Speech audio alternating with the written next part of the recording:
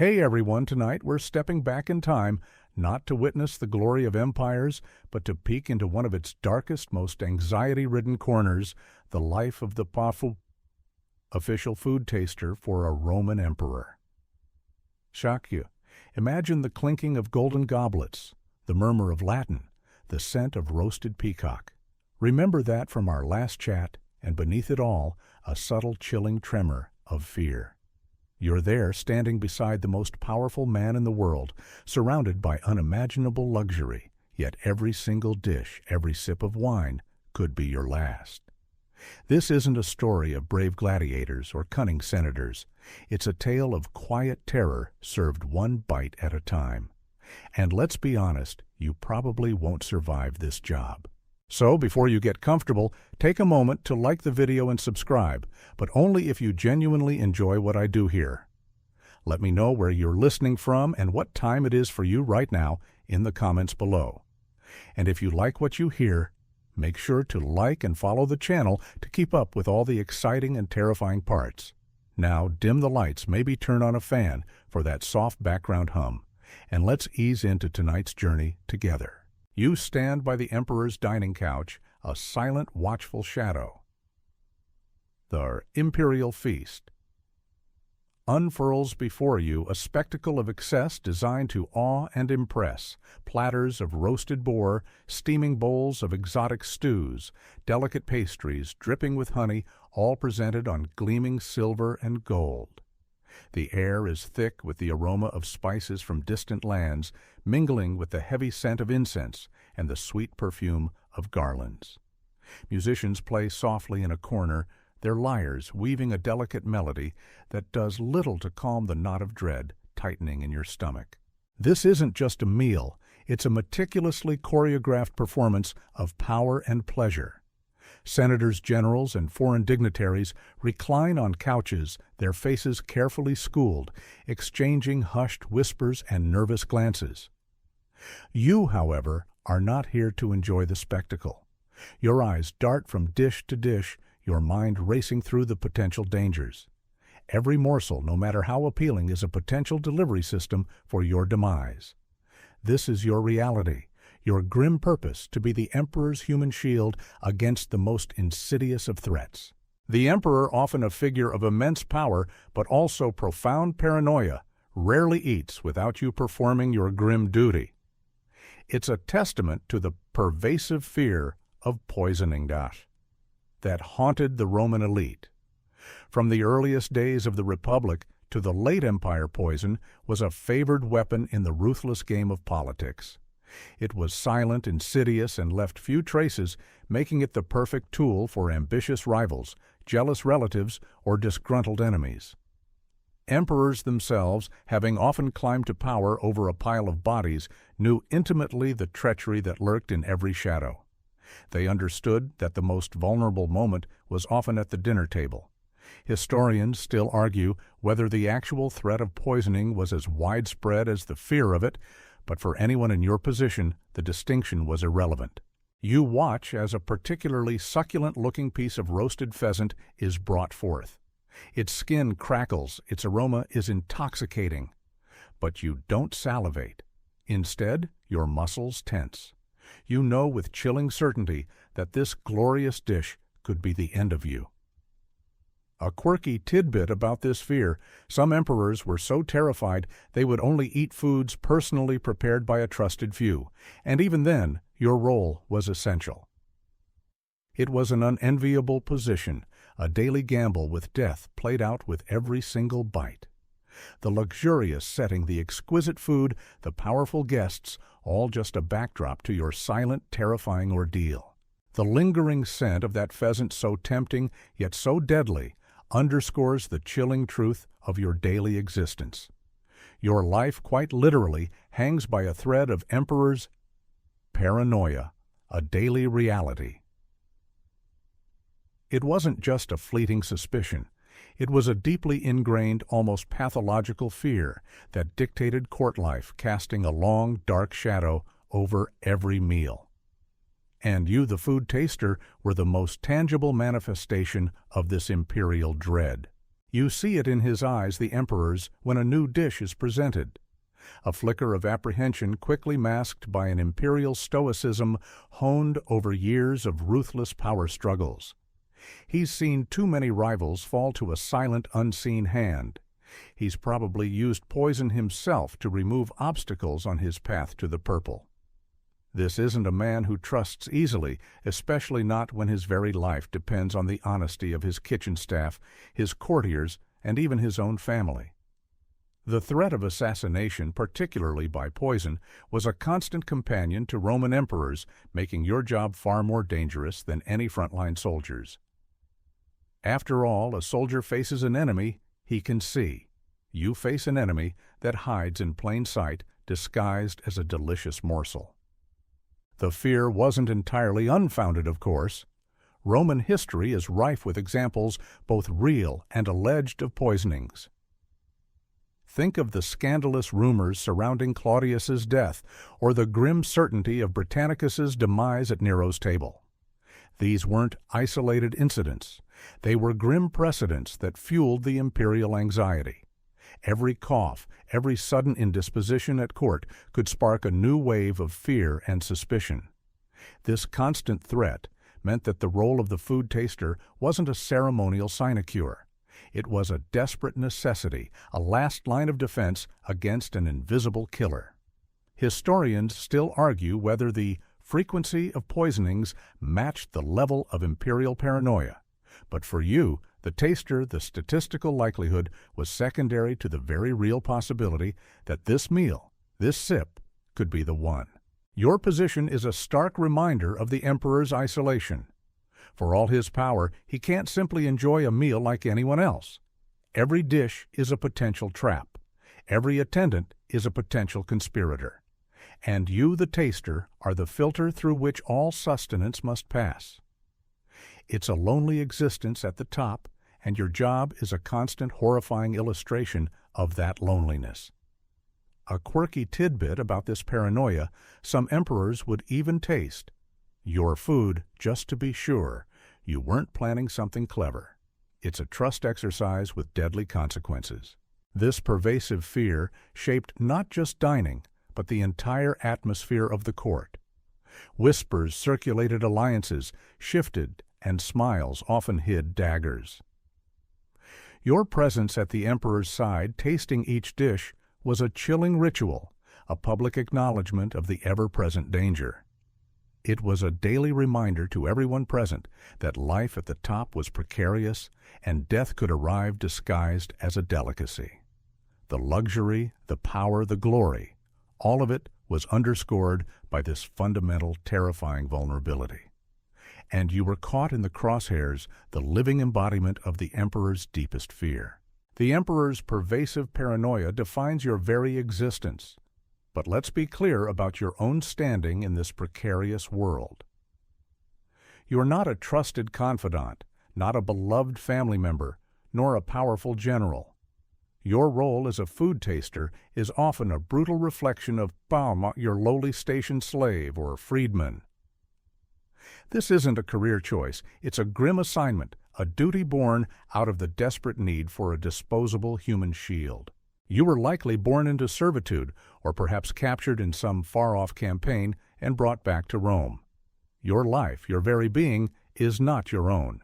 You are property, albeit valuable property to the emperor, but property nonetheless, even if you are a freedman.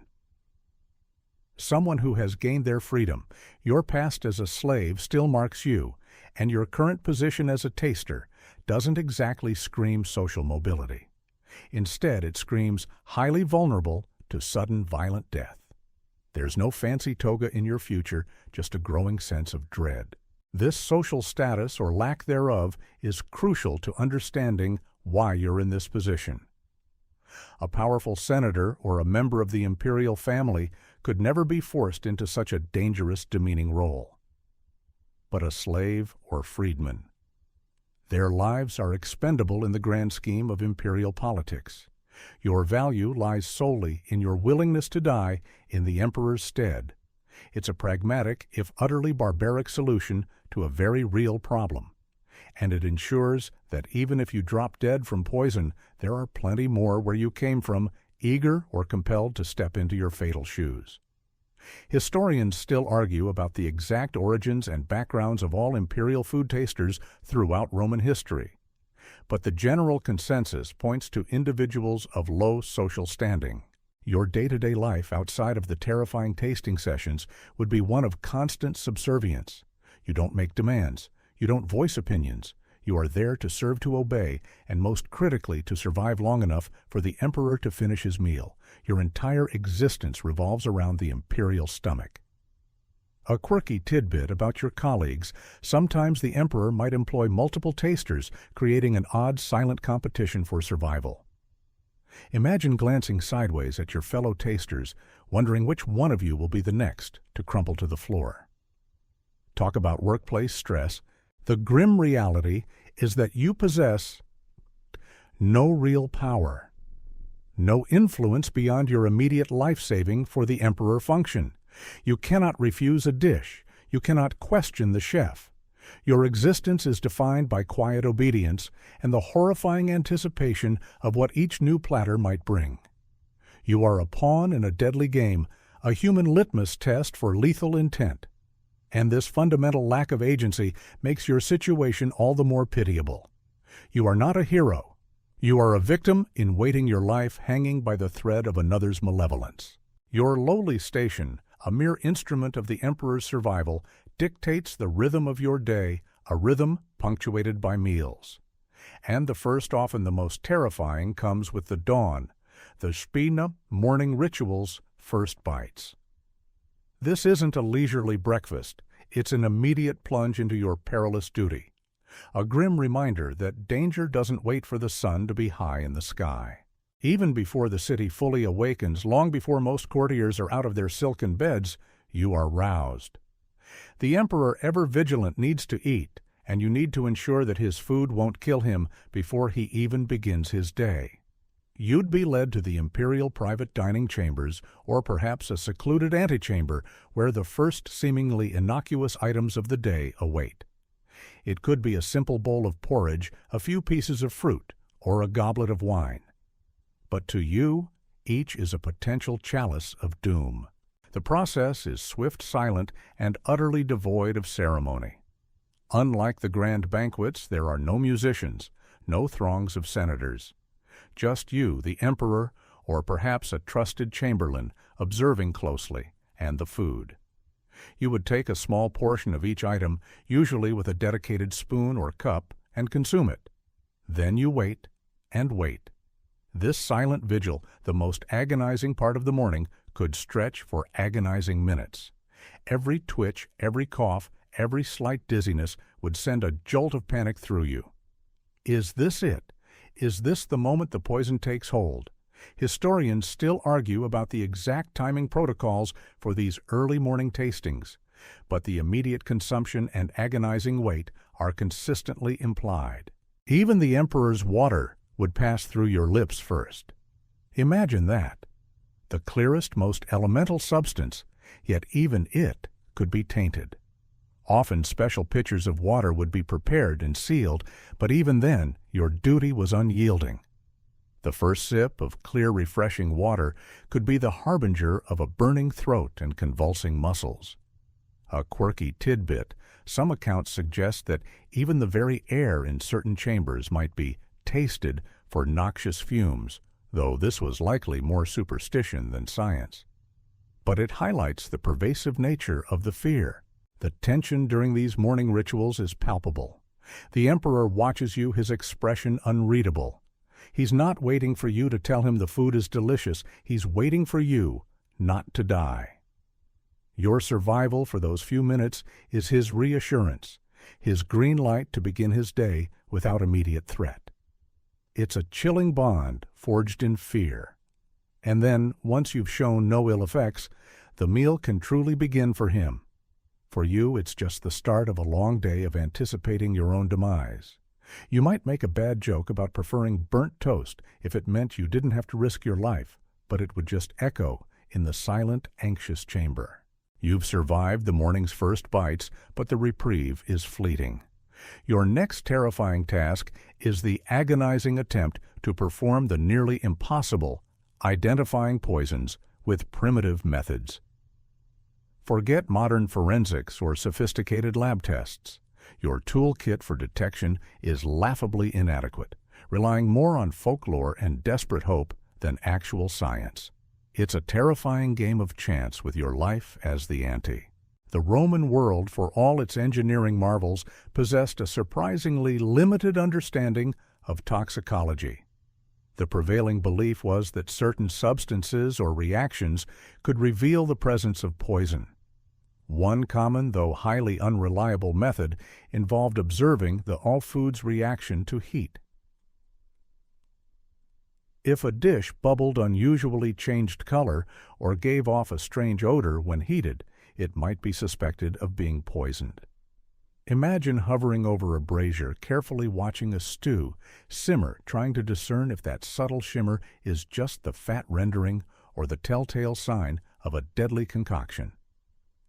It's a bit like trying to find a needle in a haystack blindfolded while someone occasionally pokes you with a very sharp stick. Another supposed test involved specific materials thought to possess anti-poison properties.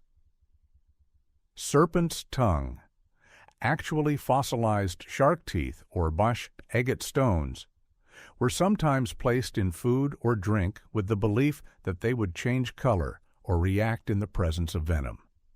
These were largely superstitious charms, offering psychological comfort to the emperor more than actual protection for you. While the emperor might feel safer, you, the taster, were still the ultimate and most reliable test. Historians still argue about the true prevalence of these anti-poison stones in daily imperial practice versus ceremonial use, but their presence points to the era's desperation. You might also be tasked with observing animals. Some accounts suggest that small animals like birds or mice might be fed suspect food first. If they died or became ill, the food was deemed poisoned. This, of course, presented its own set of ethical and practical dilemmas, and it certainly didn't help you much when your life was on the line. It's a quirky tidbit to consider your job was so perilous that even the palace mouse might be seen as having a better chance than you. The grim reality is that most poisons, especially the fast-acting ones, would offer little to no visual or aromatic cues. Arsenic, a favored Roman poison, is virtually tasteless and odorless when properly administered. Hemlock, while bitter, could easily be disguised in strong-flavored dishes. So, while you might dutifully observe sniff and even dab a tiny bit on your tongue before taking a full bite, your real method was simply waiting for symptoms to manifest in yourself. It was a game of Russian roulette played with every course. You were the ultimate living canary in the coal mine, only without the possibility of being rescued if the air went bad. You've survived another tasting, another agonizing wait for symptoms that thankfully didn't appear.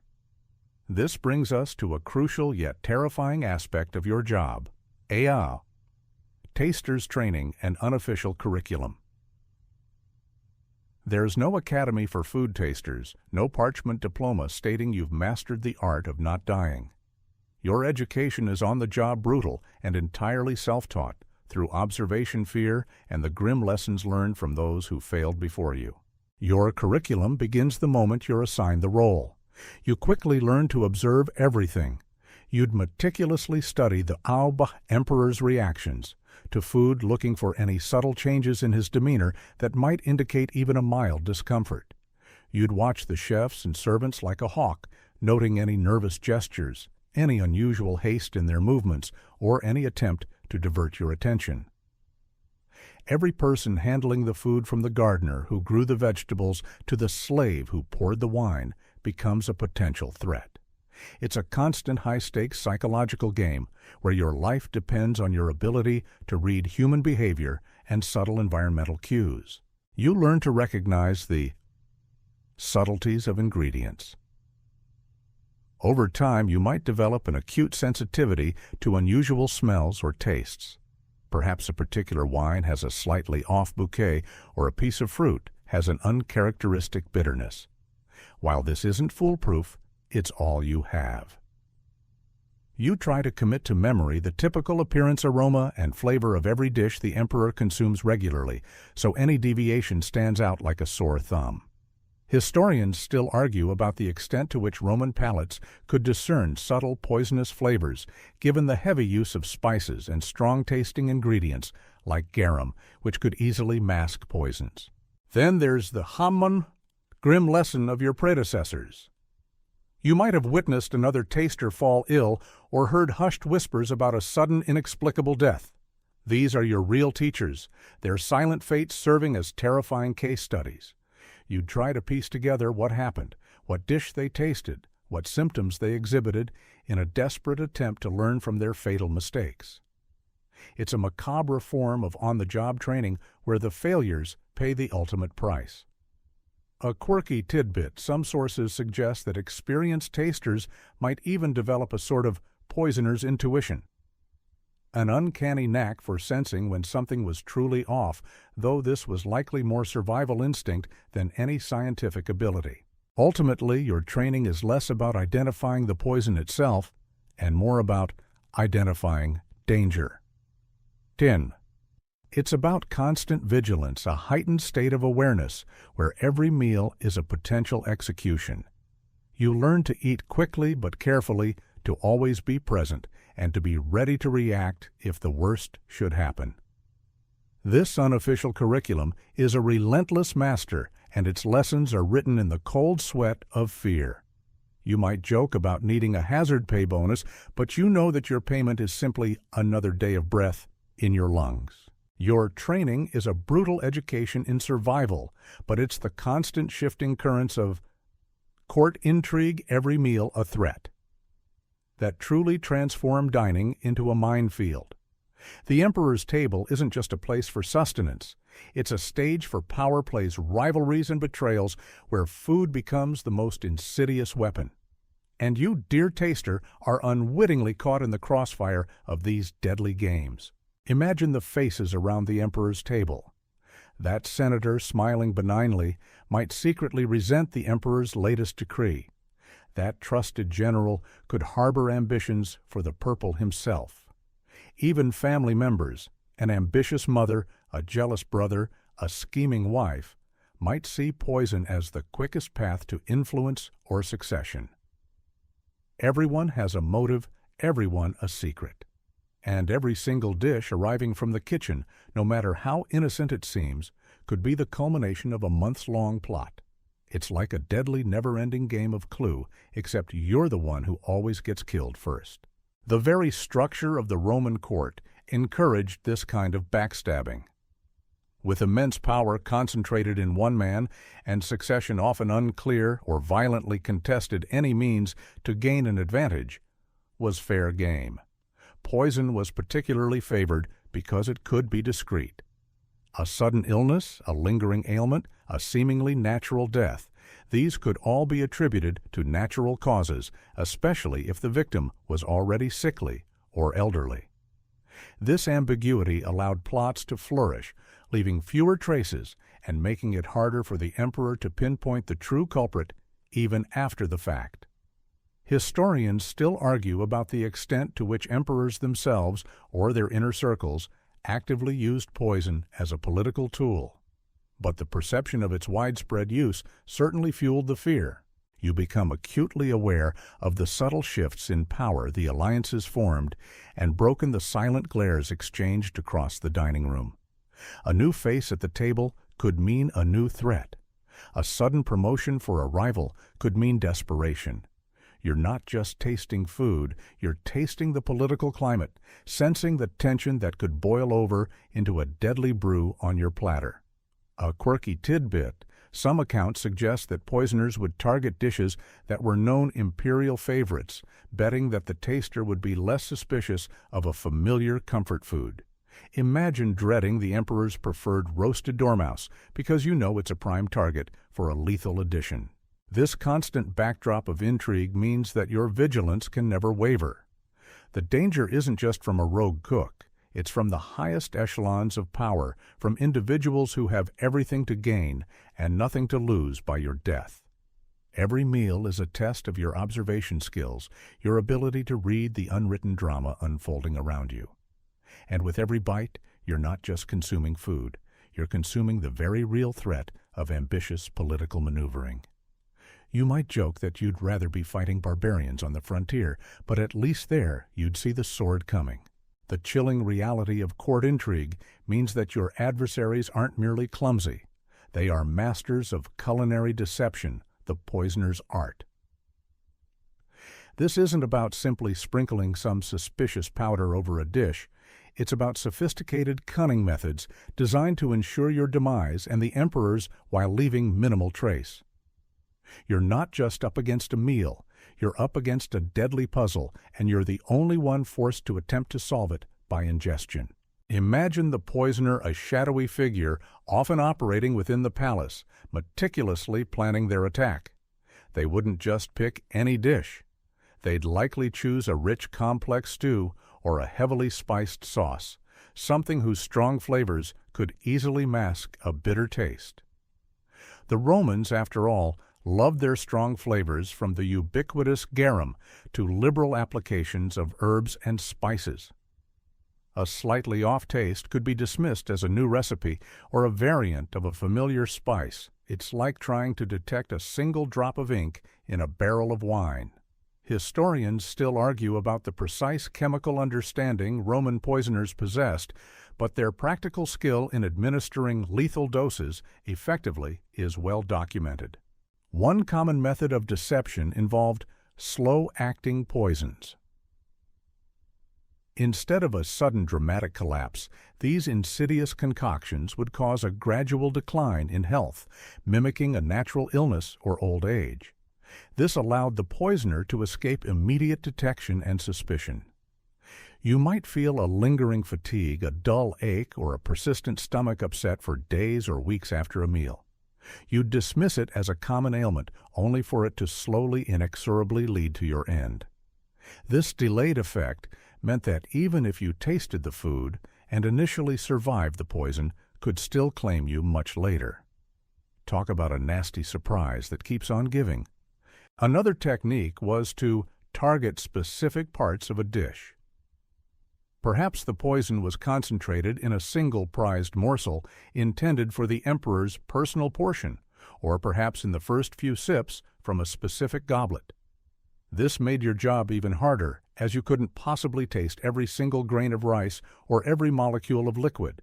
You were forced to rely on a representative sample, a gamble that the poisoner might not have outsmarted your sampling method.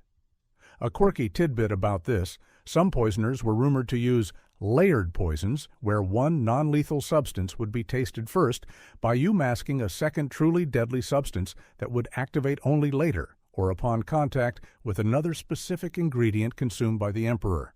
It was chemistry as a weapon. The poisoner's art was a testament to their chilling ingenuity. They understood human nature, the desire for comfort, the distractions of luxury, and the limitations of primitive detection.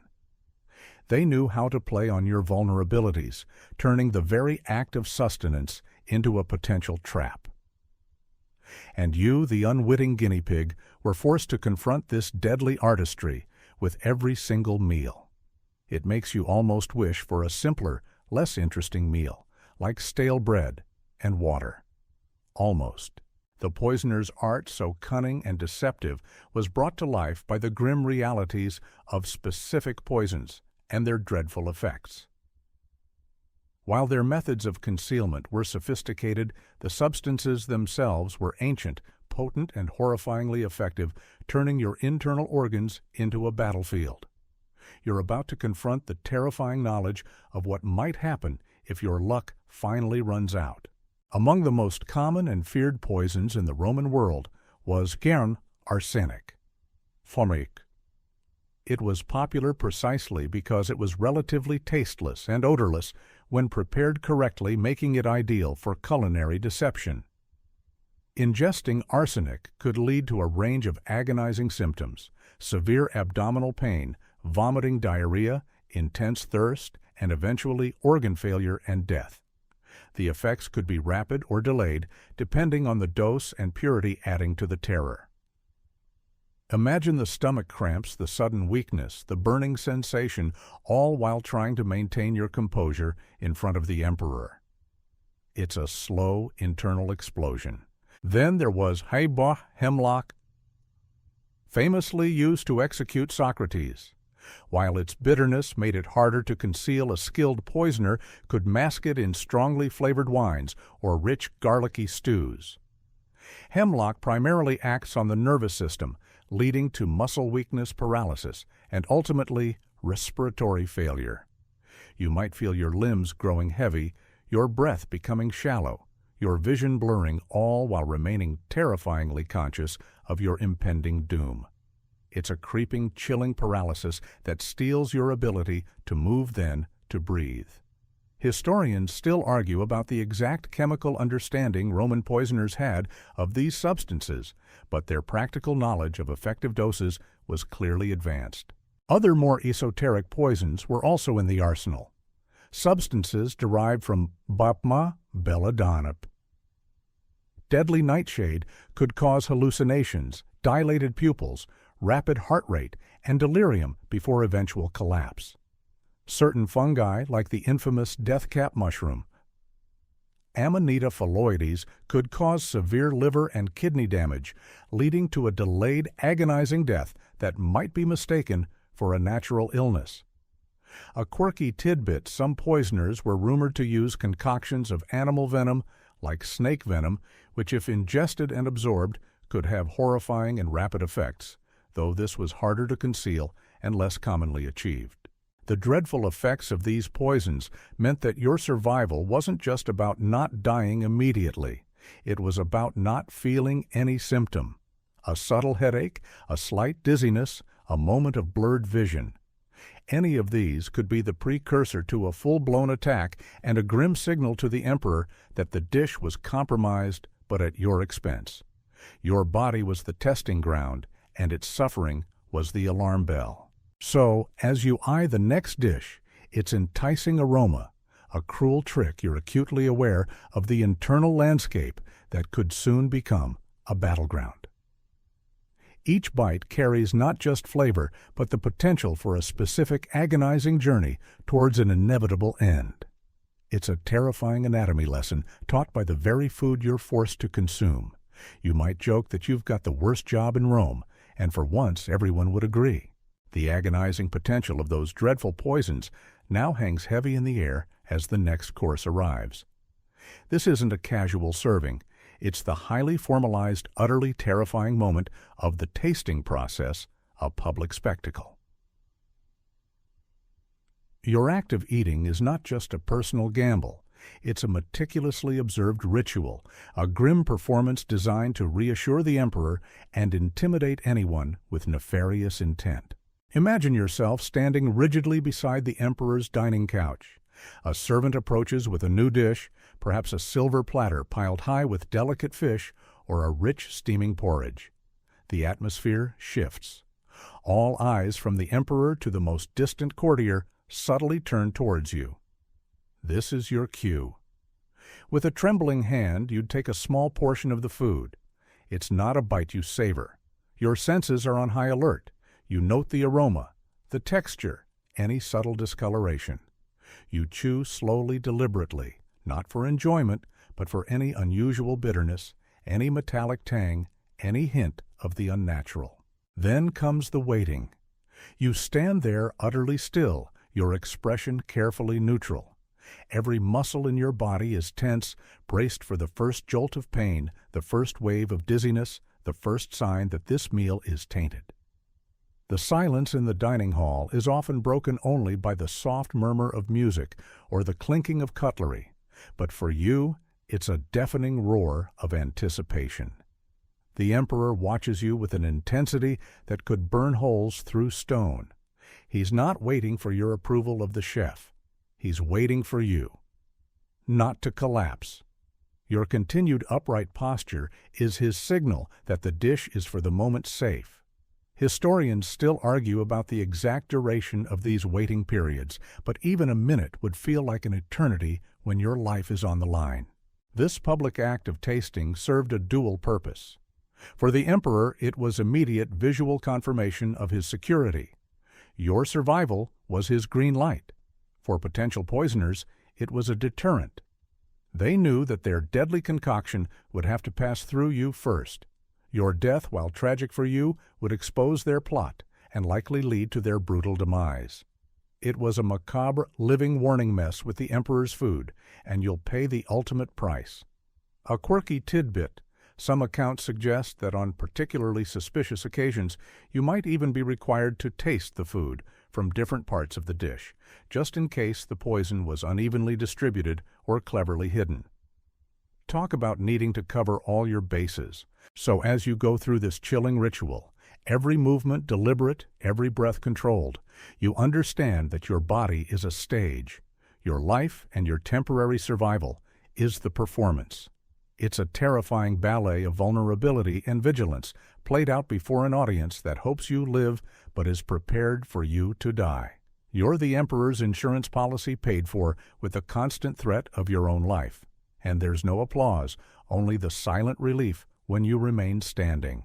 The public spectacle of your tasting that agonizing wait for your own demise creates a peculiar dynamic with another key player in this deadly drama. The imperial chef, a symbiotic relationship.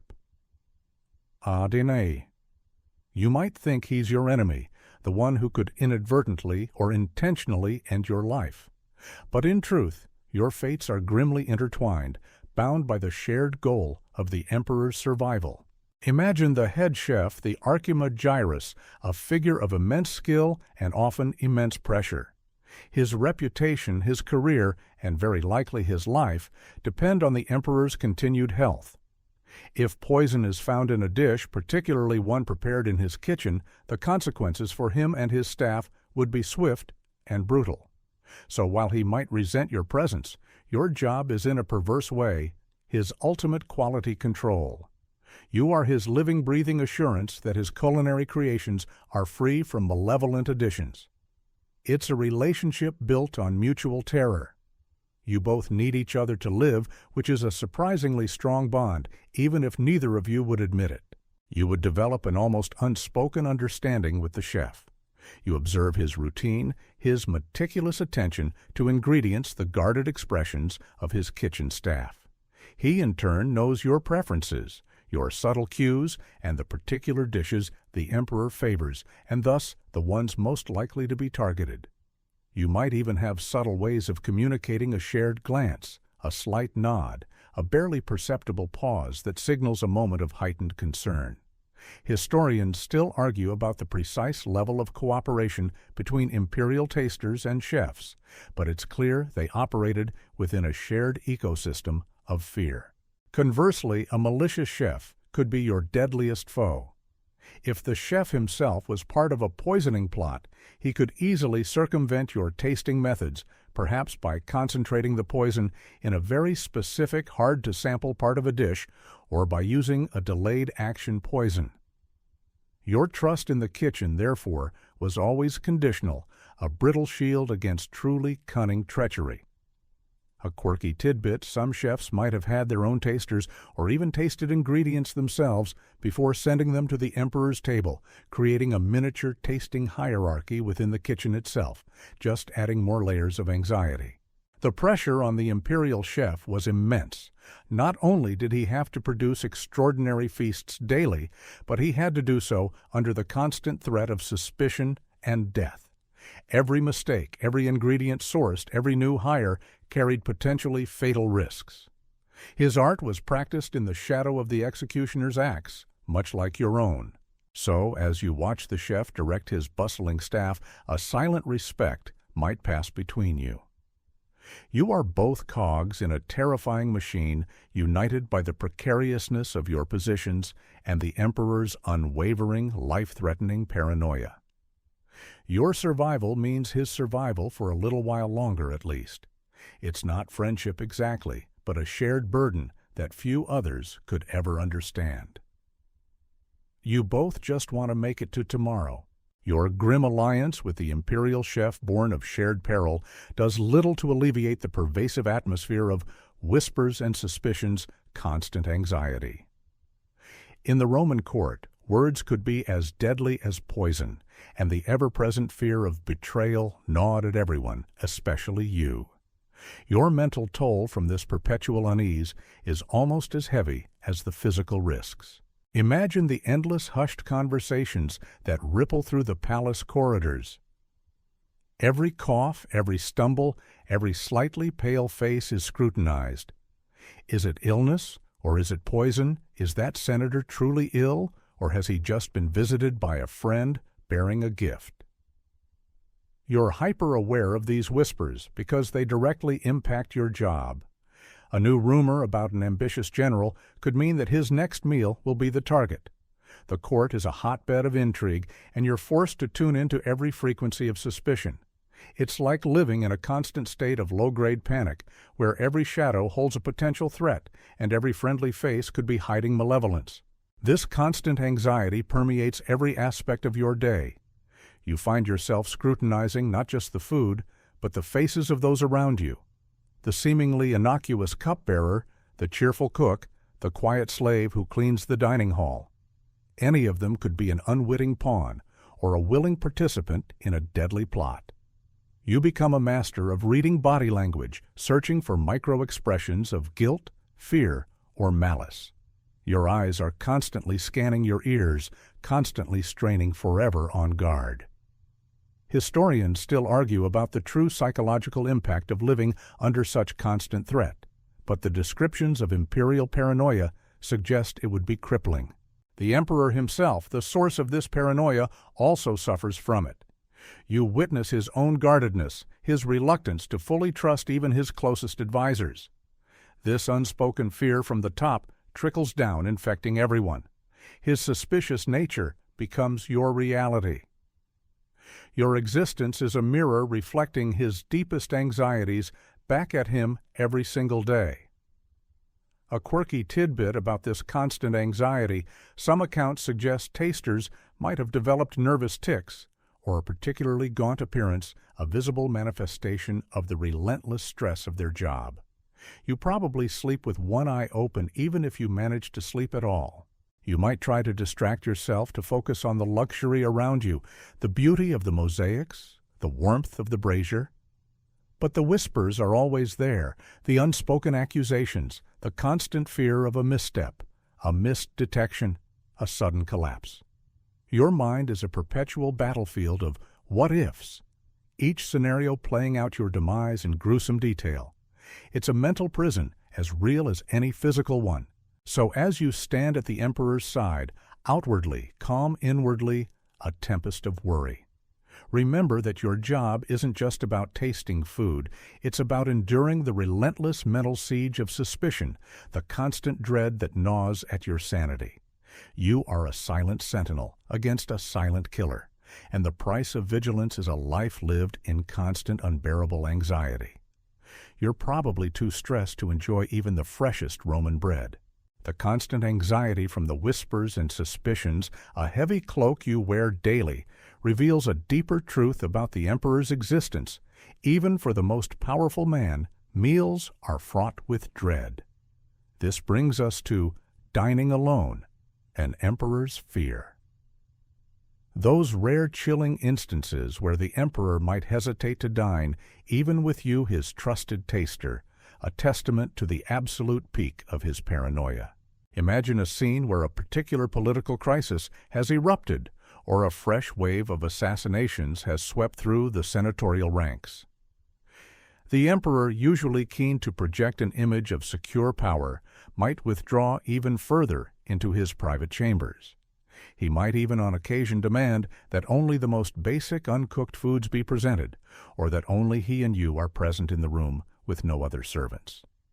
This is the emperor at his most vulnerable, his fear so profound that he trusts no one but himself and the immediate deadly test of your body. It's a terrifying testament to his isolation, a kind of self-imposed, luxurious, solitary confinement. In these moments, the tension isn't merely about your survival. It's about the emperor's fundamental mistrust of everyone. His gaze upon you might be less watchful and more scrutinizing, as if even you, his human shield, could be compromised. He might watch you even more intently than usual, searching for the faintest sign of collusion, the slightest hint of a lie in your movements. Your value is your complete and utter expendability. If he suspects even that, then he truly has nowhere left to turn. Historians still argue about the frequency of such extreme imperial paranoia, but anecdotes from emperors like Caligula or Domitian suggest periods of intense isolating fear. A quirky tidbit that underscores this fear: some emperors were known to cultivate their own private gardens or keep specific livestock under strict guard, believing that food sourced directly from these personal domains would be safer. Even then, you would taste it. But the very act of attempting to control the food chain from source to stomach speaks volumes about their terror. It's like wanting to grow your own carrots just to be absolutely sure no one has injected them with anything nasty. When the emperor chooses to dine in such a stripped-down, fearful manner, the silence of the room becomes almost unbearable. The clinking of cutlery, the rustle of his toga, your own shallow breaths. Every sound is amplified by the sheer weight of unspoken dread. There's no music, no courtly chatter, just the raw, exposed fear of a man who commands an empire but cannot command a safe meal. And you are forced to share that fear, to mirror it with your own trembling hands and racing heart. So as you stand in that hushed chamber, tasting the emperor's meager, fear-driven meal, you realize that for all his power, he is a prisoner of his own paranoia. And you, the food taster, are merely a reflection of that gilded cage, a living reminder that even absolute power comes with the terrifying price of perpetual suspicion. You might joke that at least there are fewer dishes to taste, but the amplified danger far outweighs any slight relief. The emperor's isolated fears, even when dining alone, highlight that your perilous duty isn't confined to the palace walls. It accompanies him everywhere, transforming even simple journeys into potential death traps. This brings us to imperial travel poison on the road. Your job, dear taster, means that every temporary camp, every roadside inn, every visiting dignitary's residence becomes a new, unfamiliar arena for potential assassination attempts, demanding even greater vigilance from you. Imagine the emperor's entourage on the move, a massive logistical undertaking with legions of soldiers, servants, officials, and of course the imperial kitchen staff. But while the palace kitchens might be somewhat controlled, the journey exposes the emperor to new vulnerabilities. Food might be sourced from unfamiliar towns along the route, water drawn from untested wells, and local delicacies offered as gestures of hospitality, any of which could be compromised. You are no longer dealing with a known environment. Every stop is a new set of variables, a fresh puzzle with deadly stakes. It's like a never-ending high-stakes road trip where the snack stops might kill you. During military campaigns, the danger intensifies. The emperor might be closer to enemy lines or surrounded by generals whose loyalty, while outwardly strong, might be secretly wavering. Meals prepared in field camps, often under less controlled conditions, presented unique opportunities for poisoners. You'd have to taste rations, basic provisions, and whatever local fare could be acquired, knowing that the rough and tumble environment of a military camp provided ample cover for nefarious acts. Historians still argue about the methods of securing imperial food supplies on campaign, but the taster's role would have been absolutely critical. Even on seemingly peaceful diplomatic missions, your guard could not drop. Visiting foreign capitals, accepting hospitality from local governors or allied kings meant relying on unfamiliar kitchens and cooks. While poisoning a guest was a grave diplomatic offense, the temptation to eliminate a powerful Roman emperor might prove too great for some hosts. You would taste their finest wines, their most exotic meats, knowing that behind the elaborate gestures of friendship, deadly intent could lurk A quirky tidbit: some emperors were known to carry their own sealed provisions or even personal water supplies when traveling, but even these would ultimately have to be prepared and presented to them, requiring your ever-present vigilance. The stress of imperial travel for you is immense. You're constantly adapting to new environments, new faces, and new potential threats. Your unofficial training from the palace now needs to be applied to unpredictable scenarios where the rules of the game are constantly changing. The fatigue from travel itself would be compounded by the mental strain of perpetual suspicion. There's no rest for the wary, especially when your life is the only thing standing between the emperor and a poisoned meal far from home. So, as you stand in a dusty camp or a provincial villa watching the emperor prepare to break his fast, you realize that your grim duty has no geographical limits. The fear of poison is a constant companion, a shadow that clings to the imperial purple and to you, its human shield, wherever it may go. You might long for the safety of the palace, but you know that true safety for you is a luxury that simply does not exist. Your perilous journey with the emperor, where every travel stop is a new threat, underscores how insidious poison could be, even when disguised as generosity. This leads us to gifts and treats unexpected dangers. Where seemingly innocent presents offered with a smile and a flourish could conceal a deadly intent. For you, the food taster, every gesture of goodwill from an outsider demanded heightened suspicion. Imagine a lavish banquet hosted by a provincial governor eager to impress the emperor, or a diplomatic meeting where an allied king offers a basket of rare, succulent fruits. These aren't just polite exchanges. They are moments of extreme vulnerability. A particularly ripe fig, a glistening piece of candied ginger, remember that from our Byzantine feast, or a goblet of a special vintage wine. These could all be subtly tainted. The poisoner knows that such offerings presented with ceremony and seemingly good intentions might bypass some of the usual culinary scrutiny. They exploit the natural human tendency to accept hospitality at face value. You would have to approach such gifts with extreme caution. While the emperor might accept the offering with a gracious nod, his eyes would immediately flick to you. Your duty would be to take a portion just as with any other dish and consume it. The social pressure to accept such a gift would be immense, making refusal even from a food taster a diplomatic incident. So you're forced to risk your life not just for the emperor's food, but for his diplomatic reputation. It's a cruel irony being poisoned by a gift. Historians still argue about the frequency of poisoned gifts, but the anecdotes highlight the deep paranoia surrounding them.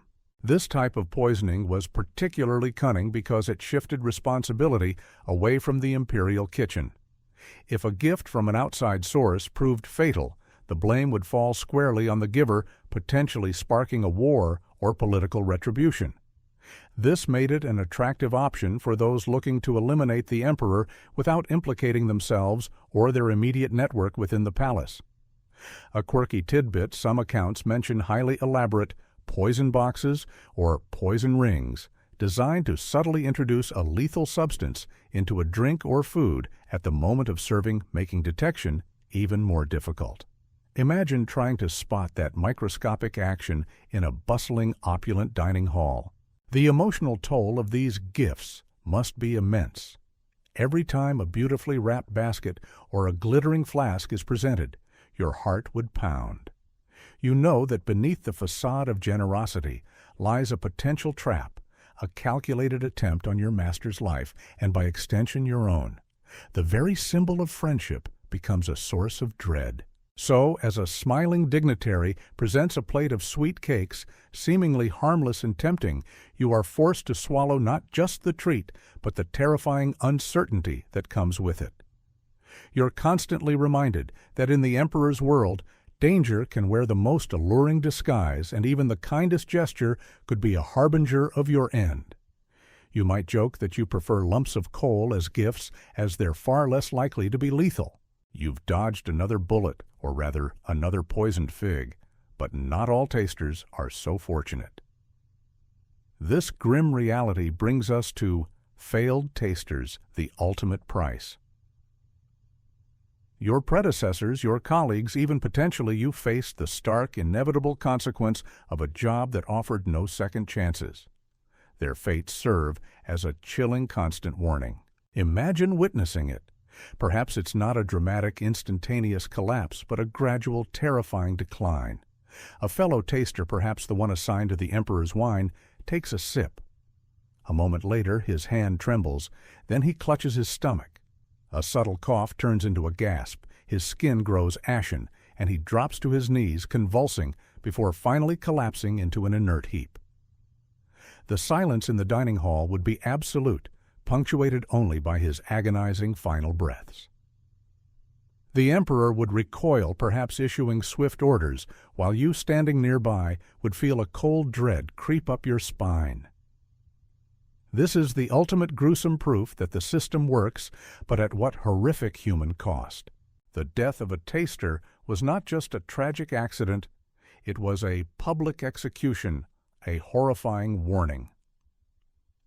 Their demise served as a clear message to anyone plotting against the emperor: your poison will be detected and the consequences will be severe, even if it means sacrificing an innocent life to prove it. The body of the deceased taster might not even be immediately removed, serving as a grim tableau, a visible testament to the emperor's vigilance and the swiftness of divine or imperial retribution. It's a bit like a living do-not-touch sign, only the sign itself is dying. Historians still argue about the frequency with which these events occurred, but their symbolic impact was undeniable. There would be no funeral or honors for a failed taster. Your life was expendable, and your death was merely a data point, a confirmation of a threat and a grim success for the emperor. You'd be unceremoniously carried away, probably by fellow slaves, and quickly replaced. Your name, your life, your sacrifice, all would be forgotten in the ceaseless machinations of the court. A quirky tidbit about these grim ends sometimes: if a taster survived the initial symptoms, but clearly ingested poison, they might be kept alive under observation to determine the nature of the poison and its effects, prolonging their agony for scientific or punitive purposes. Talk about adding insult to fatal injury. Every time you tasted a dish, you were implicitly volunteering for this fate. You knew the risks, you understood the consequences. And yet you had no choice. The sight of a fallen colleague would sear itself into your memory, a constant reminder that your lucky streak could end at any moment with any bite. It's a motivator, certainly, but a truly terrifying one. So, as you take a small portion from the next platter, you might feel the ghosts of those failed tasters watching you, their silent suffering a grim reminder of the ultimate price paid for the emperor's paranoia. Their sacrifice ensures his meal and your continued precarious existence for now. It's the ultimate reality check served on a cold platter of dread. The grim fate of failed tasters, their bodies serving as stark warnings, immediately leads to the brutal aftermath. Public executions, justice, or terror. When a taster succumbed to poison, it wasn't just a tragedy. It was a crisis. The emperor's wrath, swift and absolute, would descend upon anyone suspected of involvement, transforming the search for justice into a terrifying spectacle of imperial power. You're about to witness how the emperor's need for security turned into a horrifying display of state-sanctioned violence. Imagine the palace buzzing with fear and fury after a taster's death. Guards would immediately sweep through the kitchens and the ranks of servants, seizing anyone deemed even remotely suspicious. The emperor's paranoia, now inflamed, would demand immediate answers and brutal retribution. The goal wasn't just to find the culprit, it was to send an unmistakable message to anyone harboring treasonous thoughts. This is what happens when you try to harm the emperor. It was a terrifying form of deterrence, a public bloodletting designed to instill absolute fear and obedience. Historians still argue whether these swift executions always caught the actual poisoner or if they were sometimes driven by expediency and a need to project an image of control. The methods of punishment were often excruciating, designed to maximize pain and public humiliation. Suspects could be tortured to extract confessions, whether true or false. Then the execution itself would be a gruesome public spectacle. Think of crucifixion, beheading, or being thrown to wild beasts in the arena. These weren't private affairs. They were public demonstrations meant to be seen and remembered by every citizen. The very severity of the punishment was a measure of the crime daring to touch the emperor's life. Especially through insidious poison was an act of profound sacrilege. A quirky tidbit: some poisoners were forced to ingest their own concoctions, a truly poetic, albeit horrifying form of justice, ensuring they tasted their own medicine. This brutal justice served as a terrifying backdrop to your own daily life. Every time a taster fell and the subsequent dragnet swept through the palace, you were reminded of the sheer brutality of the system you served. You knew that if you made a mistake, if you missed a poison, and the emperor became ill, your fate would be no different from the poisoner's, perhaps even worse for the perceived failure. Your role, therefore, made you complicit in this cycle of terror. Your very survival depended on others paying the ultimate price. So as you stand at the emperor's side, watching a servant bring the next dish, you might feel the lingering shadow of the recent execution, the phantom screams echoing in the marble halls. You are a constant witness to this brutal justice, a horrifying reminder that for the emperor to live, others, including you, must be ready to die, and anyone who threatens him will suffer a fate far worse. It's not about justice in the modern sense. It's about total unquestioning control enforced by fear and blood. You might joke that you're just glad it's not you in the arena today, but it's a very dark joke. You've witnessed the horrific aftermath of a taster's failure, the brutal public executions serving as grim reminders of the stakes. Now let's talk about the specific terrors that haunted your palate. Imperial favorites foods you'd dread. The emperor's particular culinary preferences, far from being a delight, would become your personal nightmare, as they were often the most likely targets for ingenious poisoners. Imagine the emperor's personal tastes. Perhaps he has an insatiable fondness for a certain type of mushroom, a rare delicacy harvested from specific forests. Or maybe he adores a particular sweet wine infused with exotic herbs. For you, these weren't simply culinary delights, they were red flags. A poisoner studying the emperor's habits would know these favorites were the dishes most likely to reach his lips, and thus your lips. They would be the most carefully and subtly poisoned. It's like knowing the emperor's weakness and realizing it's also your weakness because you have to eat it first. Take, for instance, the infamous Bas roasted dormouse. A popular Roman delicacy stuffed with nuts and honey and often served as an appetizer. If the emperor had a penchant for these tiny crispy treats, every single one would fill you with dread. How do you detect poison in something so small, so rich, so intricate? The poison could be injected directly into the stuffing or coated onto the crispy skin, making detection incredibly difficult through simple observation. Historians still argue about the true prevalence of dormouse consumption among emperors, but their status as a luxury item made them a prime candidate for targeted poisoning. Or perhaps the emperor had a peculiar fondness for a certain rare fish imported at great expense and prepared in a unique complex sauce.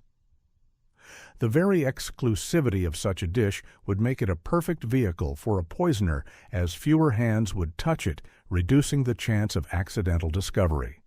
You'd taste the delicate flesh, the intricate sauce, every morsel a silent question mark. A quirky tidbit: some accounts suggest poisoners would learn the emperor's usual portion size or his specific manner of eating, and tailor the poison placement accordingly, ensuring the maximum dose reached him, and thus you with minimal fuss. The sheer psychological toll of dreading the emperor's favorite foods cannot be overstated. What should be a moment of simple pleasure, of shared enjoyment, is transformed into an act of terrifying bravery. You can't show aversion, You can't politely decline. You must take the bite swallow the dread and pray that this time his preference doesn't become your undoing. Your job makes even the most delicious-looking dish into a potential instrument of your demise. So as the next imperial favorite is laid before you, perhaps a succulent piece of roasted venison, remember our game from the Byzantine court. Only now it's your potential killer. You take a deep breath. You force a neutral expression, and you perform your duty.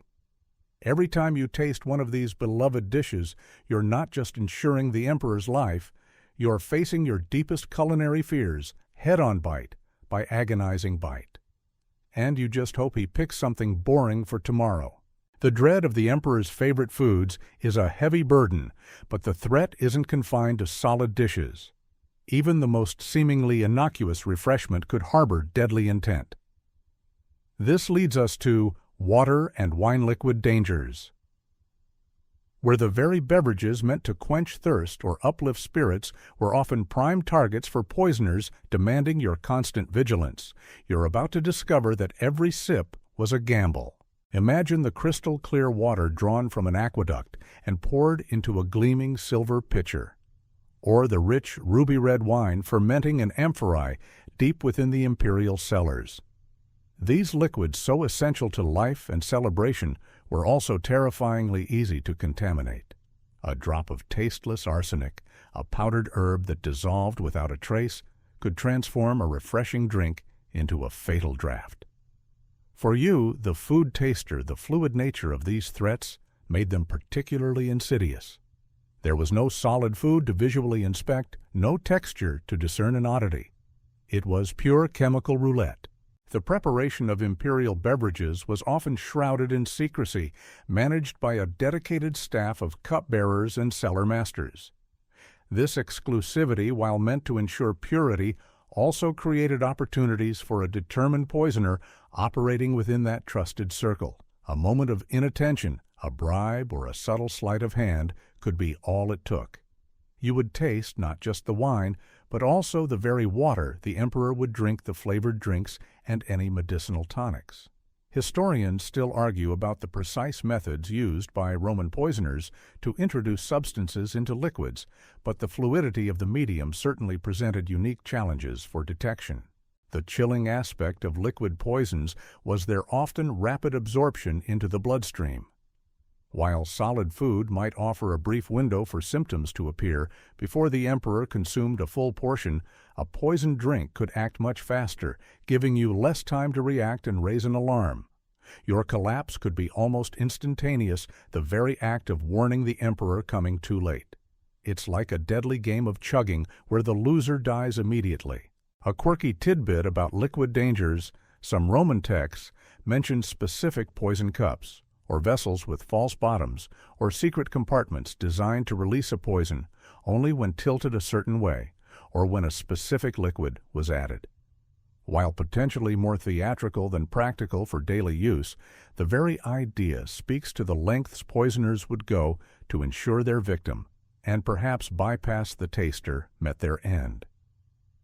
Imagine trying to test every single angle of a cup before tasting. So as a cupbearer approaches with a full goblet, the liquid shimmering invitingly, you force down the surge of fear. You take your required sip, holding it on your tongue, feeling for any unnatural tingle before swallowing and bracing yourself. The life of a Roman emperor's food taster wasn't just about the solid food, it was a constant, terrifying dance with liquid death sip by agonizing sip. You might find yourself wishing the emperor just drank plain, unadulterated spring water, but even then you'd have to taste it first. You've survived the treacherous sips of water and wine, but the constant brush with death forces you to consider any possible protection. This leads us to antidotes and charms, futile hopes.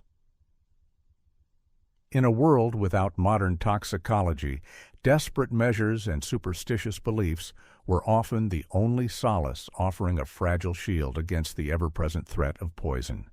You're about to explore the often ineffective, sometimes bizarre methods believed to offer protection, none of which truly saved you. Imagine the various concoctions and rituals promoted as defenses against poison. One of the most famous was Mithridatium, a complex theriac, a medicinal compound purportedly developed by King Mithridates VI of Pontus, who famously tried to build immunity to poisons by ingesting small increasing doses. This elaborate mixture contained dozens of ingredients from opium and dried vipers to obscure herbs and minerals. Emperors, including Nero, were known to take daily doses of such antidotes, believing they offered protection. You, however, were unlikely to receive such precious daily doses. Your job was to test the poison, not be immune to it. Historians still argue about the true effectiveness of Mithridatium, with most modern analyses suggesting it was largely ineffective against potent poisons. Beyond complex theriacs, there were simpler, more accessible antidotes. Some believed that consuming garlic daily could ward off poisons, or that specific types of animal horn, like ground rhinoceros horn if you could get it, would neutralize toxins. Even certain gemstones, when placed in food or drink, were thought to change color or sweat if poison was present. These were often more psychological than practical, offering a sense of control in a situation where none truly existed. A quirky tidbit: some sources suggest that Roman tasters might carry a small bag or amulet containing a protective charm, perhaps a piece of lucky wood or a dried herb, clinging to any shred of hope for survival. The bitter irony for you, the taster, is that even if these antidotes were effective, you weren't the intended beneficiary. The emperor might take his Mithridatium feeling secure. You, however, were the first line of defense, a human guinea pig. If the antidote worked for him, it was because you had already ingested the fatal dose and hopefully showed symptoms before he could. Your death in this scenario confirmed the antidote's necessity, but not your survival. The pervasive belief in these cures highlights the desperate fear of poison and the lack of scientific understanding. People craved a tangible defense against an invisible enemy, and ancient pharmacology, often intertwined with superstition, provided a comforting, if ultimately false, sense of security. You, however, knew the truth with every agonizing bite. Your only real antidote was luck and a fast-acting poisoner's mistake. So, as you see the emperor confidently take his daily dose of Mithridatium, you might offer a silent, bitter chuckle. His elaborate potions and lucky charms mean nothing for your fate. Your safety lies solely in the poison's failure, not in any magical protection. Your only true antidote is the absence of poison, and that's a hope you cling to with every fiber of your being. The futile hopes offered by ancient antidotes only underscore the terrifying effectiveness of real poisons, a grim truth brought home by infamous historical examples. This leads us directly to Agrippina and Nero, a mother's plot. One of the most chilling and well-documented cases of imperial poisoning, where family ambition turned a meal into a murder scene, leaving you, had you been there, utterly terrified. Imagine the year 54 CE, the setting an imperial banquet. The Emperor Claudius, an older man, is on the throne. His ambitious wife, Agrippina, the younger. Mother of the young Nero, is desperate to secure her son's succession. Claudius, increasingly fond of his own natural son Britannicus, stands in her way. Agrippina, a master manipulator and rumored poisoner herself, sees a solution in a single deadly meal. You, as Claudius's food taster, would be at the epicenter of this chilling plot. The primary target was Claudius. According to ancient historians like Tacitus and Suetonius, Agrippina conspired with a notorious poisoner named Locusta and the imperial taster Halotus. Oh, the irony of a taster being corrupted. The plan was to administer a fast-acting poison in a dish of mushrooms, a known favorite of Claudius. You presumably would have tasted a general portion first, which was deliberately not poisoned. The poison would then be placed on a specific mushroom, or perhaps activated by a sauce intended for Claudius's particular bite. Historians still argue about the exact sequence of events and who exactly administered the fatal dose, but the consensus points to a poisoned mushroom. Claudius, upon eating the mushroom, would have immediately shown symptoms. Perhaps he choked or collapsed or began to convulse. This is where the story takes an even more chilling turn for you. Some accounts suggest that the poison didn't work quickly enough, or that Claudius, being a large man, merely vomited it up. Agrippina, desperate to finish the job, then supposedly brought in a physician, Xenophon, who under her instruction administered a poisoned feather down his throat to induce more vomiting, thus ensuring the poison's full effect. If this is true, you would have seen the frantic efforts to help the emperor, knowing with a rising horror that something far more sinister was at play. But the horror doesn't end there. After Claudius's death, Agrippina installed Nero as emperor. Later, Nero himself would turn on Britannicus, Claudius's son, and a potential rival. At a banquet in 55 CE, Nero arranged for Britannicus to be poisoned. The first cup of wine was too hot, so Britannicus asked for it to be cooled with water. This water, or the subsequent serving, contained the poison administered by Locusta again. Britannicus immediately began convulsing and died. You, as Nero's taster, would have tasted the initial unpoisoned hot wine, then likely witnessed Britannicus's horrific demise after the cooling water was added, realizing with a sick jolt that the poisoner had outsmarted the tasting process itself. These are not just historical footnotes, they are terrifying case studies for you. They demonstrate the cunning of poisoners, the ruthlessness of court ambition, and the utter precariousness of your role. You could do everything right, taste every bite, and still witness death unfold before you, leaving you shattered but alive to face the next meal. A quirky tidbit: the speed and effectiveness of some poisons meant that even if you collapsed, the emperor might still ingest a fatal dose before a proper alarm could be raised, making your sacrifice tragically in vain. So, as you reflect on the chilling tales of Agrippina and Nero, you understand that your vigilance, while paramount, is never truly foolproof. Family ambition and a twisted genius for murder could and did find ways around the human shield. You're left with the sickening knowledge that some threats are simply too clever, too insidious for even your desperate tasting efforts. The chilling tales of Agrippina and Nero underscore the emperor's perpetual vulnerability. But the fear of poison wasn't solely confined to elaborate court plots or diplomatic dinners.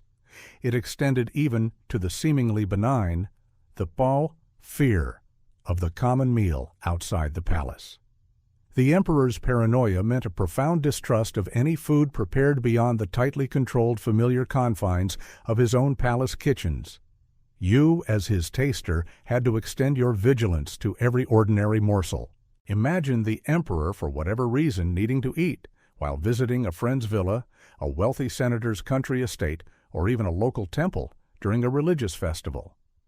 These venues, while ostensibly friendly and safe, were to the emperor's paranoid mind rife with unseen threats. The kitchens would be unfamiliar, the cooks unknown, and the ingredients potentially tampered with. This wasn't the contained danger of the imperial palace.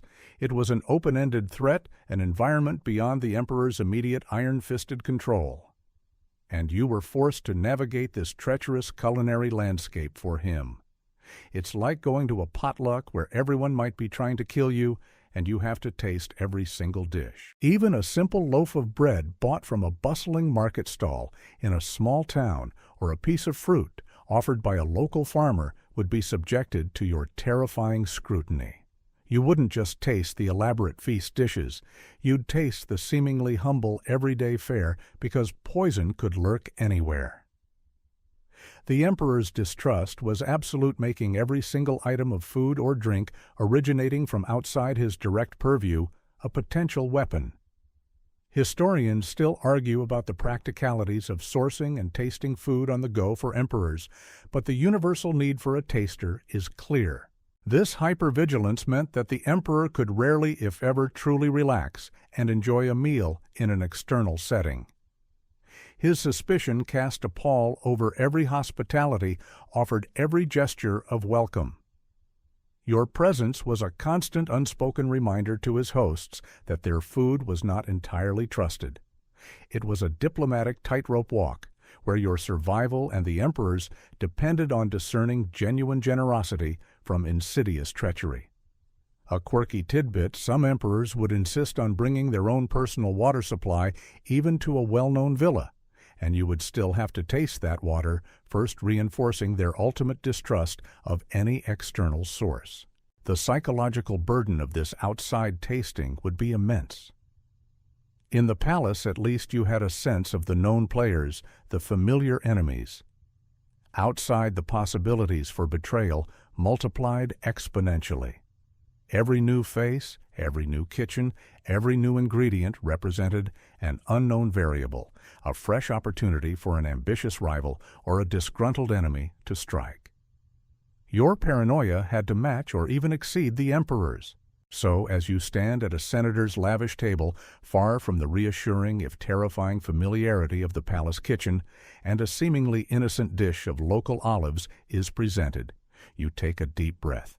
You perform your grim duty, acutely aware that this common meal in this common setting could just as easily be your last.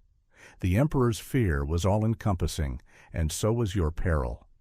You probably fantasized about a simple, quiet life as a shepherd, where your biggest worry was a wolf, not a poisoned lamb. The pervasive fear of poison, whether from the lavish palace or a common meal outside, finds another potent source of danger. The empress's influence, a different threat. The women of the imperial family, particularly the empress, were often formidable figures, wielding immense power, and sometimes their ambitions could prove as deadly as any external rival. For you, the food taster navigating the treacherous waters of the empress's desires and disfavor, added another layer of lethal complexity to your role. Imagine the empress, a woman of beauty, intelligence, and often ruthless ambition, seated beside the emperor. She might be his staunchest ally or his most cunning adversary. Roman history, as we know, is replete with empresses like Livia Messalina or Agrippina the Younger.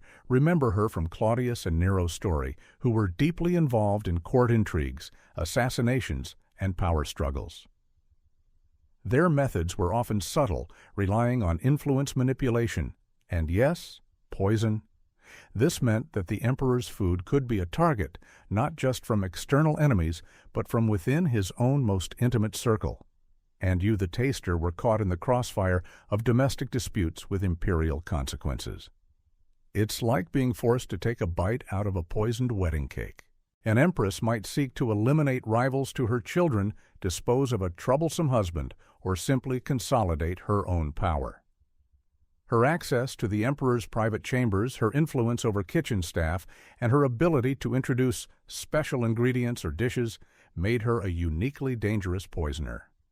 A dish prepared ostensibly by her own hands or a special treat she personally oversees would still have to pass through you.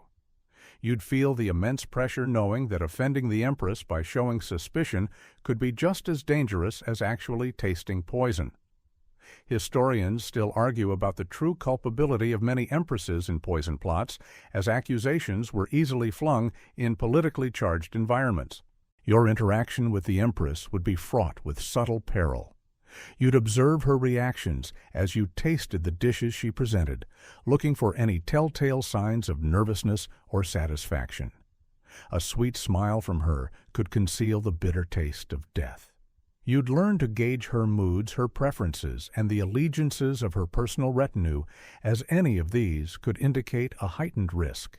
A quirky tidbit about imperial wives: some empresses might even employ their own loyal food tasters for dishes intended for their consumption, reflecting the pervasive nature of the fear of poisoning even among the powerful women of the court. But your primary duty remained to the emperor. The empress's influence added an intimate, almost personal layer of terror to your job. The poison might come from a public enemy, but it could also come from the woman who shared the emperor's bed, making every meal a betrayal in waiting. Your life depended on successfully navigating not just the emperor's external threats, but the internal, often more subtle machinations of his domestic sphere. So, as the empress gestures towards a particular pastry she personally requested, for the emperor, you take a deep breath. You perform your duty, acutely aware that this seemingly innocent treat could be a kiss of death, delivered through a smile. The shadow of female ambition, even in its most refined form, cast a long, chilling pall over your dangerous life. You probably wished everyone just ate their meals separately. You've survived the chilling plots of ambitious empresses, but amidst all this high-stakes drama and terror, there's a quieter, more insidious enemy. Boredom and routine, the mundane peril. Your job, dear taster, is a daily grind of repetitive tasks, punctuated by moments of extreme, life-threatening terror. The monotony itself becomes a subtle form of torture, dulling your senses, just enough to perhaps miss the one crucial detail that could cost you your life. Imagine waking up day after day, year after year, to the same routine. The same early morning, tasting the same silent meals, the same public spectacle. You see the same faces, the same dishes, albeit with variations, and hear the same hushed whispers. The sheer predictability of it all, the endless repetition, is mind-numbing. Your job requires hypervigilance, but human nature craves novelty. This constant tension between boring repetition and sudden deadly risk creates a unique psychological strain. It's like being a perpetual extra in a play where you might suddenly be forced into the lead role of dying dramatically. This routine, while offering a semblance of order, is also your enemy. A poisoner relies on it. They know you're used to the smell of the kitchen, the sight of a certain dish, the rhythm of the serving. They might count on your senses being dulled by familiarity, on your vigilance wavering just for a second. The poison doesn't need to be flashy or exotic, it just needs to be introduced when your guard is lowest, when the comfort of routine has lulled you into a false sense of security. Historians still argue about how tasters coped with the psychological strain of this constant low-level dread, combined with monotony, but survival was often its own reward. You might find yourself drifting your mind, wandering during a particularly long, unremarkable meal. Perhaps you recall a distant memory from your childhood before this grim existence began, or fantasize about a life free from imperial paranoia. These fleeting mental escapes, however, are dangerous. A momentary lapse in concentration could mean the difference between life and death. The mundane peril is precisely that it feels mundane until it suddenly isn't. A quirky tidbit, some accounts suggest that seasoned tasters might try to break their own routine, perhaps, by varying the order in which they tasted dishes, just to keep themselves sharp and to thwart any poisoner relying on predictable patterns. The contrast between the luxurious setting and your internal experience is stark. Around you, life at court seems to flow seamlessly, an endless round of banquets, discussions, and entertainment. For you, it's a never-ending cycle of vigilance, a quiet internal battle against tedium and the sudden terrifying possibility of acute illness. Your greatest fear isn't just the poison. It's the day you become too comfortable, too bored, too complacent to notice it. So as the next perfectly ordinary-looking dish is placed before you, and you go through the familiar motions of tasting, you fight not just against an invisible killer, but against the very monotony of your existence. Your life is defined by moments of extreme terror, made all the more jarring by the vast stretches of tedious, anxious routine in between. You probably dream of a holiday where the only thing you have to taste is the refreshing freedom of doing nothing at all. You've bravely navigated the insidious monotony of your perilous routine, a silent battle against boredom and impending doom. Now let's consider what might happen if by some divine miracle or sheer dumb luck you beat the odds. Rewards and retirement, a rare escape. While survival was by no means guaranteed, a taster who endured years of this terrifying service might earn a degree of favor and perhaps even a precarious release from their deadly duties. Imagine surviving a particularly close call, perhaps identifying a subtle change in a drink that, had it gone unnoticed, would have spelled doom for the emperor.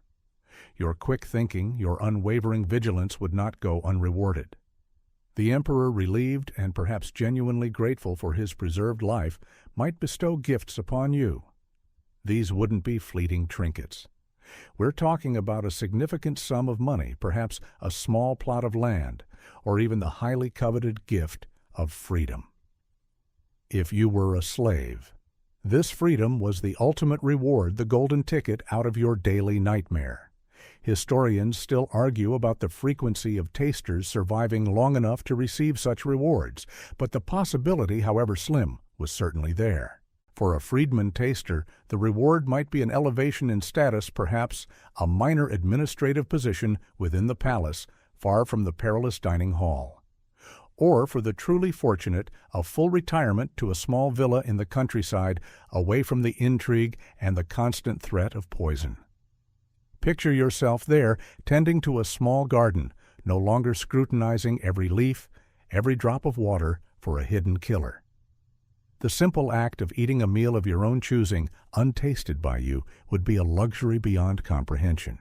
It would be a second chance at life, a quiet existence earned through years of terrifying service. But even this escape wouldn't be entirely free from shadows. The psychological scars of your years as a taster would remain. You'd likely still possess an almost pathological distrust of food, a habit of scrutinizing every bite, every sip, even in your safe haven. The sounds of a distant feast might trigger a cold sweat. The paranoia, once necessary for survival, would be a hard habit to break. You might find yourself subtly tasting your own food out of habit, or always taking the first sip from a newly opened bottle of wine, just to be sure. A quirky tidbit: some retired tasters were rumored to become extraordinarily cautious, almost reclusive, avoiding large gatherings or public meals, preferring the complete control of their own simple provisions. Moreover, even freedom came with an unspoken understanding. Your knowledge of imperial secrets, of potential poisoners, of palace vulnerabilities, meant you were never truly free. You'd always be under a watchful eye, a valuable asset, whose unique experiences made you both respected and potentially dangerous. Your retirement would be quiet, yes, but probably never entirely peaceful. So as you dream of that rare, precious escape, a life beyond the emperor's table, you understand it's a hope clutched fiercely amidst the daily dread. It's a testament to the human spirit's resilience, clinging to the smallest possibility of normalcy, even after years defined by poison. You might joke that your retirement plan is not dying, and for once it would be a perfectly serious career aspiration. Even the rare dream of retirement for a taster comes with an inescapable truth: the social stigma, a walking death sentence. Your very role, even if you miraculously survived it, marked you in Roman society. You were not a hero, not a respected official, but a living testament to the emperor's fear and the ever-present threat of poison. This wasn't a badge of honor. It was a brand forever associated with death and danger.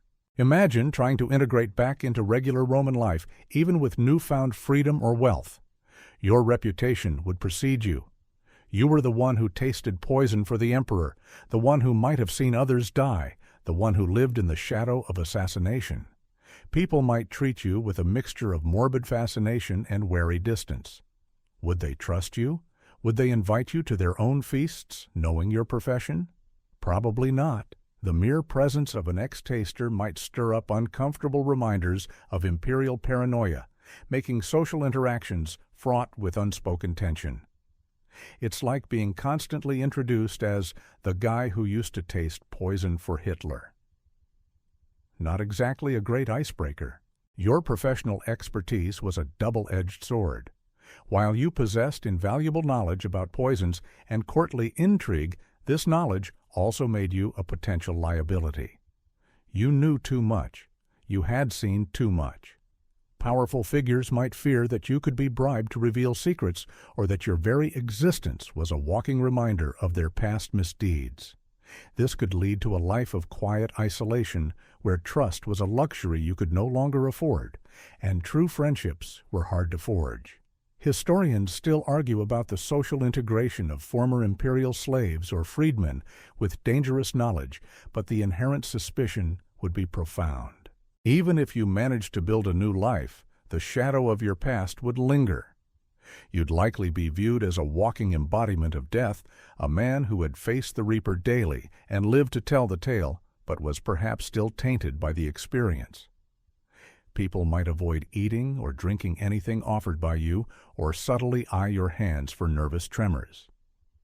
The job didn't just expose you to poison, it poisoned your social standing, indelibly linking you to the grim realities of imperial power. A quirky tidbit about this stigma: some accounts suggest that tasters, even if retired, were often still bound by oaths of secrecy, meaning they couldn't even share their horrifying stories, freely further isolating them. Your retirement wasn't a triumphant return. It was more like a quiet exile, a psychological prison built by years of dread and the pervasive social apprehension that followed you. You might have survived the poison, but you couldn't escape the mark it left on your soul and your place in Roman society. So as you envision this rare, fortunate taster finally leaving the palace, you realize his freedom comes with a heavy, invisible chain. He walks away from the direct threat, but steps into a life forever defined by the shadow of a death sentence that he miraculously dodged. It's a testament to the fact that some jobs, even when completed, leave an indelible and chilling legacy on those who dared to perform them. You might joke that your new career is being a hermit, and it wouldn't be far from the truth. The social stigma clinging to your identity, even in retirement, wasn't just about your personal reputation. It reflected a far broader societal anxiety. This leads us to the legacy of fear beyond the emperor.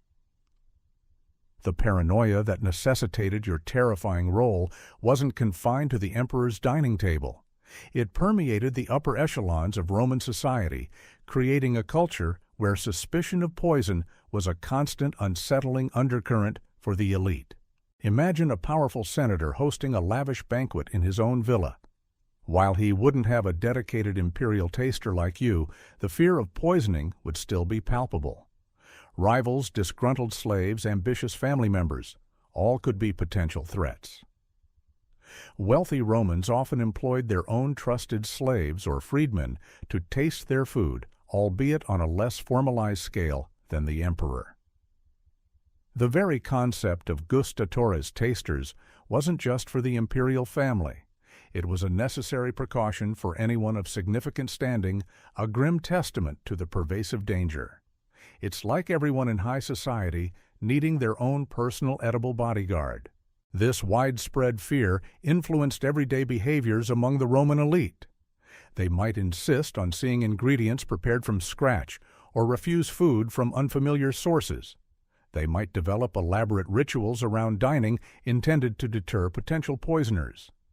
The very act of sharing a meal, a fundamental social bonding experience, was subtly corrupted by this underlying anxiety. Trust was a rare and precious commodity, especially when it came to food.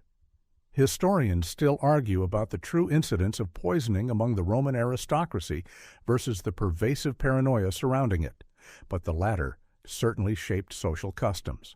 The tales of imperial poisonings like those of Claudius or Britannicus, remember our discussion of Agrippina and Nero, would have circulated widely, fueling the public's imagination and reinforcing the elite's fears.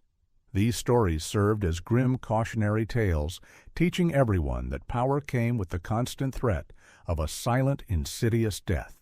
Your very existence as the emperor's taster was a living, breathing symbol of this universal vulnerability among the powerful. A quirky tidbit about this broader fear: some Roman legal texts dealt with cases of poisoning, indicating that it was a recognized crime and a significant concern, not just a paranoid delusion of emperors. The legacy of this fear meant that Roman society, particularly at its pinnacle, lived with a degree of internal distrust that is hard for us to fully grasp today. the grand feast, the elaborate entertainments, the displays of wealth. All were underscored by this dark undercurrent of suspicion. For those at the top, comfort and security were elusive, constantly threatened by invisible enemies wielding deadly concoctions. Your perilous job was just the most extreme manifestation of this widespread societal anxiety. So, as you reflect on the shadow your role cast, remember that it wasn't just the emperor who lived in fear. The very fabric of Roman aristocratic life was subtly, perpetually poisoned by the threat you were paid to detect. You were a symptom of a much larger societal malaise, a walking embodiment of the constant dread that haunted the powerful. You might joke that everyone should just stick to plain bread and water, but even those had to be tasted. The pervasive legacy of fear stretching beyond the emperor to the entire Roman elite leads us to wonder if any of your unfortunate colleagues achieved a macabre form of recognition. This brings us to famous tasters, a grim fame. While most tasters died anonymously, a few, often due to their proximity to notorious imperial poisonings, managed to carve out a fleeting and grim place in history. You're about to meet some of your most infamous predecessors, whose names, for better or worse, became synonymous with the emperor's perilous dining. Perhaps the most well-known, and ironically, a figure who betrayed his sacred duty, was Halotus. Chaula. He served as the taster, or triclinius, in some accounts, referring to his role in the dining room for Emperor Claudius. As we touched upon during Agrippina's plot, Halotus is famously implicated by ancient sources like Tacitus and Suetonius in the poisoning of Claudius in 54 CE. Rather than saving the emperor, he allegedly collaborated with Agrippina and the notorious poisoner Locusta to administer the fatal mushroom. This makes him a tragically famous figure in the history of imperial poisoning, a taster who didn't just fail to detect poison, but actively delivered it. Historians still argue whether Halotus was a willing participant or coerced, but his name is forever linked to that infamous act. Another taster who features in historical accounts, though less villainously, is Pudens B. He served the Emperor Domitian, a notoriously paranoid ruler, 81-96 CE. Domitian, like many emperors, lived in constant fear of assassination, and his taster, Pudens, would have faced immense daily pressure. While Pudens is not associated with a specific poisoning incident, his mention in historical texts underscores the continuous vital and dangerous role of the imperial taster, even under less infamous emperors. His very existence reinforces the daily reality of your job. These individuals gained a perverse sort of fame not through their skill at survival, but through their proximity to imperial death, whether by detecting it or, in Helodotus's case, by facilitating it. Their names, even if barely whispered, served as grim reminders of the unique dangers of court life. They were celebrated, if that's the right word, not for their lives, but for their role in someone else's death. A quirky tidbit about this grim fame occasionally in Roman satire, or plays the figure of the food taster, might appear as a darkly comedic character, highlighting the absurdity and terror of their situation, making light of a reality that was anything but funny for you. For the vast majority of tasters, death was a silent, unrecorded affair. They were mere cogs in the machinery of imperial security, their names lost to history. But for a select few like Helodotus, their tragic or treacherous service earned them a permanent, albeit chilling footnote in the annals of Roman history. You living through your own daily nightmare would know their names and perhaps offer a silent prayer that you wouldn't join their ranks in infamy. So, as you reflect on these famous tasters, remember that their notoriety comes at the highest possible price. Their names echo through history, not for their lives, but for their direct involvement in the emperor's precarious existence. You're left with the sobering thought that the only way to achieve any kind of fame in your job is to die, or worse, to betray. The The grim fame of past tasters, their names etched in history by proximity to death, prompts a curious question about the endurance of such a role. This leads us to modern parallels to today's protectors. While the Roman imperial food taster is a relic of a bygone era, the underlying need for personal security, especially for powerful leaders, continues to this day, manifesting in surprisingly similar forms. You're about to see how your ancient terrifying job has evolved into its contemporary equally vigilant counterparts. Imagine today's world leaders, presidents, prime ministers, monarchs, at state dinners or public events. Do they still have food tasters? Not in the explicit ritualistic way you did with someone taking a bite of every dish before them. Modern security protocols are far more sophisticated, relying on advanced scientific methods rather than human sacrifice. However, the principle of your role, ensuring the safety of consumed items, remains absolutely paramount. It's like your job got a high-tech upgrade, but the core fear is still the same. Today's equivalents are often highly trained security personnel, often from specialized units who oversee the entire culinary process for a dignitary. This involves rigorous inspection of ingredients, at their source, often tracing their provenance to ensure they haven't been tampered with. It includes monitoring food preparation quantum, in secure, controlled environments, perhaps even by the leader's own trusted chefs brought in for the occasion. And it certainly involves laboratory testing of samples from every dish and drink before it reaches the leader's table, using modern toxicology to detect even minute traces of harmful substances. This is the ultimate evolution of primitive poison detection methods, leaving nothing to chance. Historians still argue about the true effectiveness of ancient detection methods, but modern science has undeniably revolutionized food security. The fear, while perhaps less overt, is still real. High-profile individuals remain targets for assassination and poisoning, though rarer is still a possibility. The very existence of these modern security measures confirms that the paranoia of Roman emperors wasn't entirely irrational. It was simply ahead of its technological means. A quirky tidbit about modern practices, some security details might even bring their own sealed, pre-prepared meals for their principals to consume, especially in highly sensitive or less secure environments, completely bypassing external kitchens. The ultimate expression of distrust and a far safer alternative than making someone else taste it first. Your ancient job therefore lives on, albeit in a highly sanitized and technologically advanced form.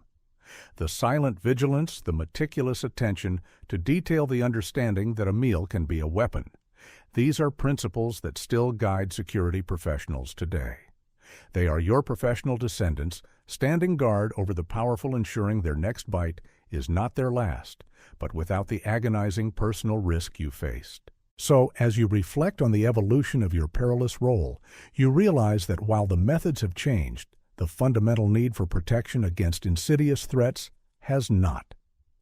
Your grim legacy continues a testament to the enduring vulnerability of power and the eternal vigilance required to safeguard it. You might joke that at least they don't have to die for their boss anymore, and you'd be absolutely right. We've traced your perilous journey from the golden halls of Rome to the echoes of modern security, witnessing the constant dread that defined your life. Now, as our journey comes to a close, we arrive at the Part B final bite, a life defined by dread. Do. Your existence as the official food taster for a Roman emperor was an unparalleled nightmare, a daily agonizing test of fate, where every meal was a step closer to a potential horrific end. Imagine your entire life compressed into those terrifying moments before, during, and after each tasting.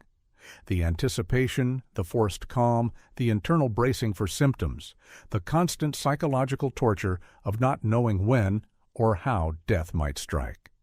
Your senses, hyper-alert for years, would be irrevocably warped. Food would cease to be a source of pleasure and become solely a vector for potential death. Your very relationship with sustenance itself would be broken, twisted by the ever-present threat. It's like living in a perpetual horror movie where you're the unwitting star and the twist ending is always your own demise. This dread wasn't just about physical pain. It was about the profound loneliness of your role. You were intimately close to the emperor, privy to his fears, yet utterly alone in your perilous duty. No one truly understood the burden you carried, the silent terror you endured with every bite. Even if you survived for years, the mental scars, the ingrained paranoia, would be a constant companion, a chilling reminder of a life lived on the brink. Your survival was a miracle, but not a happy ending. Historians still argue about the precise psychological toll these roles took, but it's clear the job was a form of prolonged torture. Your very identity became inseparable from your function. You weren't a man. You were the taster. Your worth was measured in your ability to absorb poison and die so others might live. This dehumanization, this transformation into a mere tool of imperial security was perhaps the cruelest aspect of your job. You were an expendable human shield, revered only for your willingness to sacrifice your life, but otherwise unseen and uncelebrated. A quirky tidbit, some philosophers of the time pondered the ethics of such a role, questioning the morality of a society that would force one individual into such a position, a small flicker of humanity amidst the general indifference. Ultimately, your life was a testament to the extreme lengths to which power would go to protect itself and the terrifying cost it exacted from those at its periphery. The strange feasts of the Roman Empire were indeed magnificent, but for you, they were terrifying stages upon which your daily struggle for survival played out one poisoned morsel at a time. Your every breath was a borrowed one, and your sleep, if it came, was likely filled with nightmares of bubbling stews and trembling goblets. Now, as the final shadows stretch and the ancient fears begin to recede, let yourself drift away from the Roman court and its chilling dining habits. The sounds of distant feasts, the clinking of golden plates, the whispers of court intrigue all soften and fade into the quiet hum of your own room. The dread, once so immediate and terrifying, becomes just a story, a whisper from a bygone era. You are safe now, far from the emperor's table and its perilous delights. Let the tension in your shoulders ease and the anxious thoughts of poisoned meals dissolve into the peaceful dark. The Roman emperor is long gone, and with him the immediate need for your dangerous, courageous vigilance. Rest now with the gentle assurance that your next meal thankfully requires no such harrowing preview. Sweet dreams.